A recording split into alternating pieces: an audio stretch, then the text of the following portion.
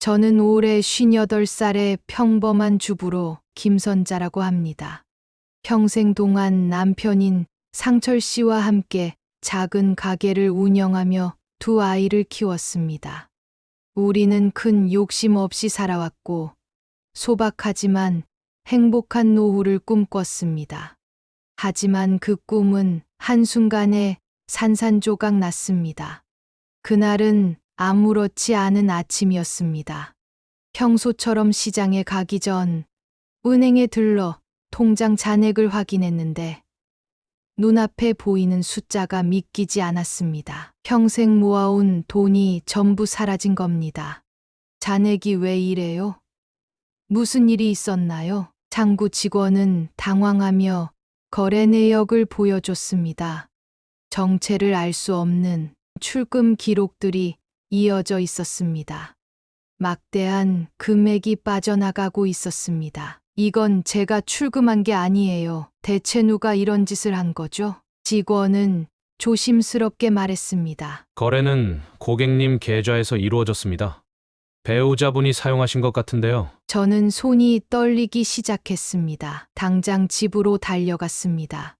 집에 도착하자마자 남편을 마주쳤습니다. 여보, 이게 대체 어떻게 된 거야? 우리 통장이 텅 비었어. 남편은 놀라는 기색도 없이 담담하게 대답했습니다. 그 돈은 하늘의 뜻대로 쓴 거야. 축복을 받으려면 헌금을 해야지. 그의 말은 차갑고 단호했습니다. 평소 다정하고 배려심 많던 남편의 모습은 온데간데 없고 마치 다른 사람처럼 느껴졌습니다. 축복을 받으려면 평생 피땀 흘려 번 돈을 다 내놔야 한다는 거야? 우리가 이렇게 힘들게 산 게 다 하늘의 뜻이냐고? 저는 참을 수 없어 소리쳤지만 남편은 오히려 비웃듯 말했습니다. 너는 믿음이 없어. 하늘이 우리에게 주신 기회를 넌 이해 못해. 혹시 방해하면 하늘의 저주를 받을 거야. 남편의 태도는 이전과 완전히 달라졌습니다. 그는 자신을 하나님의 사자라고 믿으며 저를 괴롭히기 시작했습니다. 내가 하는 일은 모두 가족을 위한 거야. 당신이 나를 믿지 않으면 우리 가족은 파멸할 거라고. 파멸? 지금 파멸시키고 있는 건 당신이야. 우리가 평생 모은 돈이야. 그 돈으로 우리 노후를 준비하려고 했던 거라고. 하지만 그는 더 이상 제 말을 들으려 하지 않았습니다. 그날 밤 저는 남편이 사용한 돈의 내역을 확인하려 했지만 계좌는 이미 텅 비어 있었고 카드 사용 내역조차 남아있지 않았습니다. 마치 모든 것을 치밀하게 계획한 것처럼 느껴졌습니다. 그때 책상 위에 놓인 서류 한 장이 제 눈에 들어왔습니다. 거기엔 특별헌금이라는 이름으로 거액의 돈을 송금한 기록이 적혀 있었습니다. 이게 뭐야? 당신 대체 어디다 돈을 쓴 거냐고. 제가 소리를 지르자 남편은 오히려 저를 꾸짖으며 말했습니다. 그건 하늘의 축복을 받기 위한 거야. 교주님이 말씀하시길 이 돈은 곧 몇 배로 돌아올 거야. 넌 아무것도 몰라. 교주님, 당신 지금 사이비에 빠진 거야? 그 사람들이 무슨 수로 우리 돈을 몇 배로 만들어준다는 거야? 그는 저를 똑바로 쳐다보며 단호하게 말했습니다. 넌 이해 못해. 그 사람은 하늘의 대리인이야. 그분의 말을 따르면 우리 가족에게 부가 찾아올 거라고. 저는 그를 믿고 싶었지만 그의 말투와 태도는 점점 더 비정상적으로 변해갔습니다. 그의 눈빛은 광기에 가득 차 있었고 마치 저를 적으로 여기는 것 같았습니다. 당신 정말 미쳤어. 그 사람들이 당신을 이용해서 우리 돈을 갈취하고 있는 거라고. 그는 갑자기 큰 소리로 외쳤습니다. 조용해. 네가 하늘의 뜻을 모독하면 우리 집안에 불행이 닥칠 거라고. 그의 분노는 점점 폭력적으로 변했습니다. 그는 테이블을 내려치며 소리쳤습니다. 넌 날 믿지 않아. 그렇지만 상관없어. 난 내 길을 갈 거야. 넌 그냥 가만히 있어. 저는 두려움에 떨며 물러날 수밖에 없었습니다. 남편의 이런 모습은 처음이었기 때문입니다. 며칠 후 남편은 집에 돌아오지 않았습니다. 그의 행방을 찾기 위해 이리저리 수소문한 끝에 제가 알게 된 것은 그가 다니는 사이비교의 존재였습니다. 그곳에 찾아가니 남편은 교주 앞에서 무릎을 꿇고 있었습니다. 하늘이시여, 저에게 더 많은 축복을 내려주소서. 교주는 거들먹거리며 말했습니다. 박상철 씨, 당신은 믿음이 강하군요. 더 많은 헌금을 드리면 하늘은 반드시 보답할 것입니다. 그 광경을 보는 순간 제 머릿속은 새하얘졌습니다. 어떻게 이 사람이 제가 평생을 함께한 남편일 수 있단 말입니까?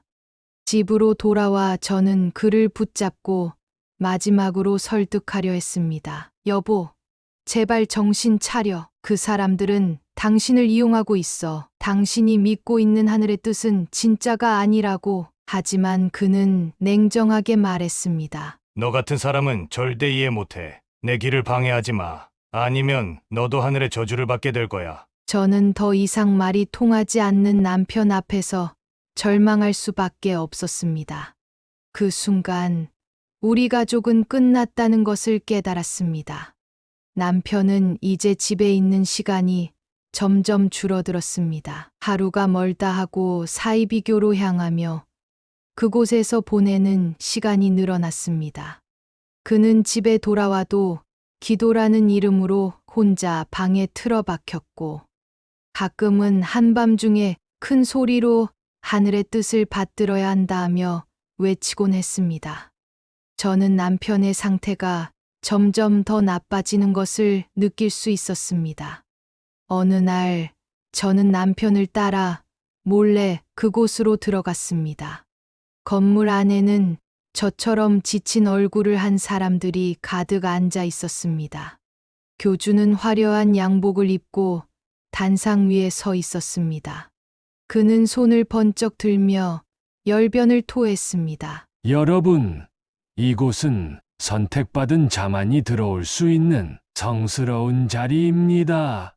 하늘은 우리에게 부와 축복을 약속했습니다. 사람들은 열광적으로 고개를 끄덕이며 그의 말을 받아 적고 있었습니다. 돈이 없어서 힘드신가요? 질병으로 고통받고 계신가요? 하늘의 축복을 받으면 모든 문제가 해결됩니다. 믿음만 있으면 됩니다. 그러자 사람들은 환호했습니다. 교주는 말을 이어갔습니다. 하지만 축복을 받기 위해서는 여러분의 진정성을 증명해야 합니다. 하늘은 노력하는 자를 돕습니다. 헌금을 하세요. 하늘은 반드시 여러분에게 10배, 100배로 갚아줄 것입니다. 저는 그 말에 소름이 돋았습니다. 그 순간 남편이 제 곁에서 일어나 앞으로 걸어 나갔습니다. 박상철 형제님, 드디어 하늘의 축복을 받을 준비가 되셨군요. 교주는 남편을 향해 손을 내밀었습니다. 남편은 두꺼운 봉투를 교주에게 건넸습니다. 그 안에는 돈이 가득 들어 있었습니다. 저는 모든 것을 바치겠습니다. 하늘의 뜻을 따르겠습니다. 남편은 눈물을 흘리며 무릎을 꿇었습니다. 그 장면을 보는 순간 저는 견딜 수 없었습니다. 자리에서 벌떡 일어나 소리쳤습니다. 여보, 지금 무슨 짓을 하고 있는 거야? 우리가 평생 모은 돈을 왜 저 사람에게 주는 건데? 남편은 흥분하며 외쳤습니다. 제발 방해하지 마. 내가 뭘 안다고 이 신성한 순간을 더럽히는 거야? 교주는 차분히 웃으며 말을 보탰습니다. 자매님, 걱정하지 마세요. 형제님의 헌신은 곧 온 가족이 축복으로 돌아올 겁니다. 하늘은 기적을 이루실 겁니다. 저는 참을 수 없었습니다. 주보, 기적, 당신은 사람들을 이용해서 돈을 갈취하고 있는 사기꾼이야. 교주의 얼굴은 일그러졌고 주변 신도들은 저를 비난하는 눈빛으로 쳐다보았습니다. 이 여자야말로 하늘의 뜻을 거스르는 마귀입니다. 교주는 손가락으로 저를 가리키며 외쳤습니다. 이런 사람과는 연을 끊으세요. 그렇지 않으면 저주가 닥칠 것입니다. 남편은 제가 아닌 교주의 말을 믿었습니다. 그는 차갑게 돌아서며 말했습니다. 실망이야. 너 때문에 하늘의 축복이 멀어지고 있어. 더 이상 내 길을 방해하지 마. 집으로 돌아오는 길, 저는 물었습니다. 여보, 대체 왜 이렇게 변한 거야? 우리가 함께 쌓아온 모든 것을 당신 손으로 망치고 있어. 정말 그 교주가 하늘이라도 되는 줄 알아? 하지만 남편은 무표정하게 대답했습니다. 하늘은 내게 선택받은 임무를 맡겼어. 넌 이해 못해. 그날 이후로 남편은 더더욱 폭력적이 되고 냉정해졌습니다. 생활비를 달라고 요청하면 그는 비웃으며 말했습니다. 왜 생활비를 필요로 해? 하늘의 일이 더 중요한데. 그럼 아이들은? 우리가 먹고 살 돈은 어디서 나와야 하는데? 그는 주먹을 내리치며 고함쳤습니다. 아이들도 하늘의 뜻에 따라야 해. 넌 정말 이기적이야. 하늘의 사명을 이해하지 못하다니. 남편은 사이비의 깊은 수렁에 빠져 모든 책임을 제게 돌리며 저를 더 이상 가족으로도 보지 않는 듯 했습니다. 제가 무슨 말을 해도 그의 귀에는 교주의 말만이 들리는 것 같았습니다. 어느 날 그는 저에게 마치 명령하듯 말했습니다. 우리 남은 재산을 전부 헌금으로 드려야 해. 그래야 하늘의 시험을 통과할 수 있어. 저는 소리쳤습니다. 그만해! 당신이 아무리 하늘의 축복을 운운해도 이건 단순한 사기야. 우리가 가진 마지막 남은 것까지 잃고 싶어. 그는 저를 노려보며 말했습니다. 넌 아직도 하늘의 뜻을 이해하지 못했어. 넌 내가 하는 일을 방해하는 죄를 범하고 있어. 더 이상 내 앞에서 떠들지 마. 남편의 광기가 점점 더 심해질수록 아이들조차 아버지를 피하게 되었고 집안은 점점 더 황폐해져 갔습니다. 더 이상 이렇게 당하고 있을 수는 없었습니다. 남편의 행동이 더 심해지면서 저는 결단을 내렸습니다. 다른 피해자들을 찾아 나서기로 한 겁니다. 우연히 인터넷에서 교주의 사기 행각에 대해 의심하는 글을 읽고 피해자 모임에 참여했습니다. 그곳에는 저처럼 모든 것을 잃은 사람들이 있었습니다. 우리 이렇게 당할 순 없어요. 제가 입을 열었습니다. 우리가 잃어버린 돈과 가족을 꼭 지켜내야 합니다. 교주가 속였다는 걸 증명해야 해요. 그렇게 하지 않으면 평생을 후회할 겁니다. 우리는 함께 행동하기로 했습니다. 법적 대응을 준비하며 교주의 모든 재산을 추적하기 시작했습니다. 하지만 이 과정은 쉽지 않았습니다. 교주는 모든 돈을 복잡한 계좌로 옮겨 숨기고 있었고 그의 신도들은 여전히 그를 맹목적으로 따르고 있었습니다. 그 사람을 믿는다고요? 당신들 지금 다 속고 있는 거라고요? 제가 외쳤습니다. 그가 가진 돈은 다 우리 같은 피해자들에게서 가져간 겁니다. 하지만 신도들은 저를 비웃으며 말했습니다. 당신이 믿음이 없으니 그렇게 되는 거야. 우리 교주님은 거짓말하지 않아. 그래도 오랜 시간을 들여 자료를 모으고 경찰의 도움으로 결국 교주는 사기 혐의로 체포되었습니다. 법정에서 그의 행각이 낱낱이 밝혀졌습니다. 법정에 들어선 그날, 저는 두려움과 분노가 뒤섞인 감정을 간신히 억누르고 있었습니다. 교주가 피고석에 앉아 있었고, 그는 여전히 여유로운 미소를 띠고 있었습니다. 그의 얼굴을 보는 순간, 제 속에서 억눌려 있던 분노가 치밀어 올랐습니다. 평생 모은 돈을 날린 것도 모자라 남편을 정신적으로 파탄 상태로 몰아넣은 사람이 저곳에 태연히 앉아 있다니요. 검사는 단호한 목소리로 시작했습니다. 피고는 종교적 신념을 가장해 다수의 피해자로부터 총 300억 원 이상을 갈취했습니다. 또한 그 과정에서 수많은 신도들을 현혹하며 심리적, 경제적 피해를 입혔습니다. 교주는 손을 들며 방해하듯 말했습니다. 이 모든 것은 하늘의 뜻입니다. 제가 한 일은 신의 뜻을 따랐을 뿐이에요. 판사가 단호히 제지했습니다. 검사는 교주의 혐의를 하나씩 열거하기 시작했습니다. 피고는 신도들에게 자신이 불을 가져다 줄 것이라 속이며 헌금 명목으로 돈을 뜯어냈습니다. 하지만 이 돈은 종교 활동에 사용된 것이 아니라 피고의 사치와 향락을 위해 쓰였습니다. 여기에 그 증거가 있습니다. 검사가 화면에 띄운 증거 자료에는 교주의 해외 고급 리조트 여행, 명품 시계와 의류, 고급 차량의 구매 내역이 나열되어 있었습니다. 그 순간 법정 안에 탄식이 일렀습니다. 피해자석에 앉아 있던 저는 고개를 저으며 속으로 외쳤습니다. 저게 하늘의 뜻이라니. 저건 사기꾼의 민낯일 뿐이야. 검사는 이어서 사이비 종교의 운영 방식에 대해 설명했습니다. 피고는 빈곤층과 고령층을 주 타깃으로 삼았습니다. 이들은 경제적 여유가 없는 상태에서 피고의 거짓말에 속아 마지막 남은 재산을 헌납했습니다. 또한 병이 나을 것이라는 거짓 희망을 심어주며 정신적 육체적 고통을 이용했습니다. 교주는 비웃듯 고개를 끄덕이며 말했습니다. 그건 그들의 선택입니다.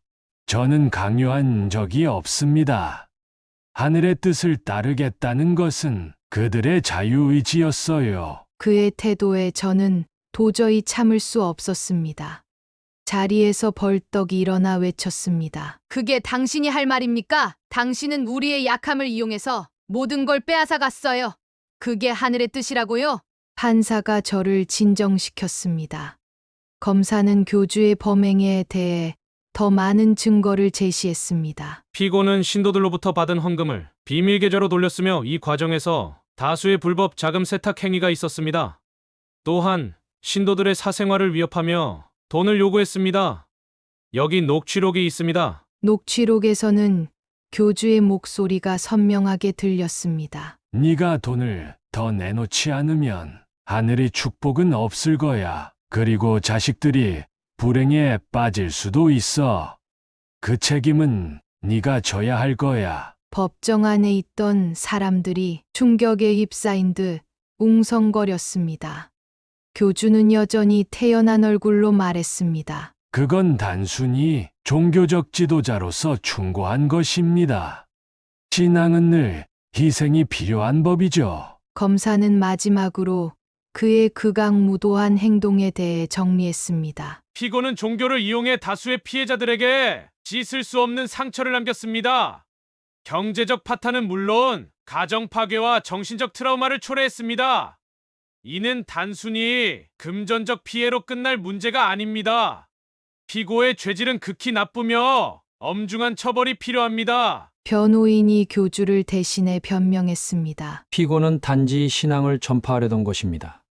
이는 그가 신념을 가지고 한 행동이며 신앙의 자유에 속하는 부분입니다. 하지만 검사는 이를 단호히 반박했습니다. 종교적 신념이 범죄 행위를 정당화할 수는 없습니다.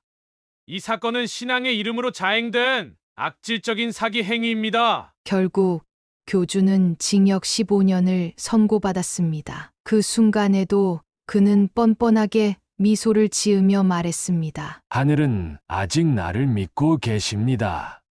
이건 단지 시험일 뿐이에요. 하지만 저는 그가 웃는 모습을 보며 속으로 다짐했습니다. 이제는 당신의 거짓말에 더 이상 속지 않을 거야. 우리의 삶을 파괴한 대가를 반드시 치르게 할 거야. 법정 밖으로 나오는 순간 다른 피해자들과 눈이 마주쳤습니다. 그들의 얼굴엔 지친 기색이 역력했지만 저는 그들에게 말했습니다. 우리의 싸움은 여기서 끝이 아닙니다. 이 사람이 우리에게서 빼앗아 간 것을 되찾을 겁니다. 다 함께 힘을 모읍시다. 법정 공방이 끝난 뒤에도 우리의 싸움은 계속되었습니다. 교주가 빼돌린 재산을 되찾기 위해 우리는 피해자들과 연대해 끝까지 노력했습니다. 마침내 우리는 일부 돈을 돌려받을 수 있었습니다. 제가 돌려받은 돈을 손에 쥐었을 때 눈물이 멈추지 않았습니다. 이제 정신을 차린 남편은 무릎을 꿇고 제 앞에서 빌었습니다. 여보, 내가 잘못했어. 제발 용서해줘. 저는 단호히 말했습니다. 당신이 용서를 빌 사람은 나뿐만이 아니야. 우리 가족에게 진심으로 사과해야 해. 이후 저는 남편과의 관계를 정리하고 피해자 모임을 이끌며 새로운 삶을 시작했습니다. 더 이상 누구도 이런 고통을 겪지 않도록 사이비 종교의 실체를 알리는데 힘쓰고 있습니다. 이제 다시는 아무도 이런 일로 고통받지 않게 할 겁니다. 제 인생은 힘들었지만 저는 싸움을 통해 더 강해졌습니다. 과거의 고통을 딛고 일어선 지금, 저는 제 자신을 믿고 앞으로 나아가고 있습니다. 여러분, 김선자 씨의 이야기를 들으며 얼마나 많은 감정이 스쳐 지나갔을까요? 한 가족의 평범한 삶이 얼마나 쉽게 무너질 수 있는지, 그리고 그 과정에서 겪는 아픔과 상실감이 얼마나 큰지를 느낄 수 있었습니다. 하지만 이 이야기에서 우리가 주목해야 할 점은 선자 씨가 끝까지 포기하지 않고 자신이 삶을 지키기 위해 싸웠다는 겁니다. 모든 것이 무너져 내리는 듯한 순간에도 그녀는 자신을 속이던 사람들과 맞서며 정의를 밝혀냈습니다.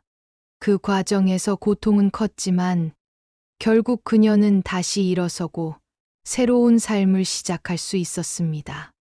혹시 이 이야기를 들으며 비슷한 경험을 떠올리셨나요?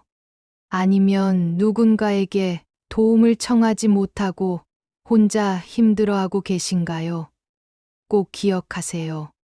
혼자 견딜 필요는 없습니다. 여러분 곁에는 이야기를 들어줄 사람도, 함께 싸워줄 사람도 있습니다. 우리 모두는 때로는 넘어지고 아플 수 있습니다. 하지만 중요한 건 그 자리에서 다시 일어나려는 용기입니다. 김선자 씨의 이야기가 여러분에게 작은 희망이 되길 바랍니다. 힘들 때일수록 스스로를 믿고 주변의 도움을 받아 다시 일어서는 걸 두려워하지 마세요. 여러분의 생각과 경험이 궁금합니다. 이 영상이 어떤 감정을 불러일으켰는지 댓글로 남겨주세요. 함께 이야기하며 서로에게 힘이 되어 줍시다.